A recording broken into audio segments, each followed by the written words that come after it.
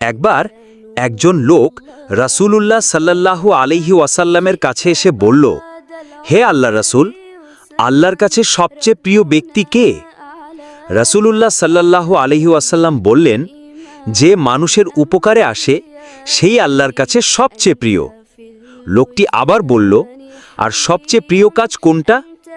রাসূল সাল্লাল্লাহু আলাইহি ওয়াসাল্লাম বললেন, তোমার কোনো মুসলিম ভাইয়ের মুখে হাসি ফোটানো, কিংবা তার কোনো কষ্ট দূর করা, অথবা তার ঋণ পরিশোধ করে দেওয়া, কিংবা ক্ষুধার্ত কাউকে খাবার খাওয়ানো।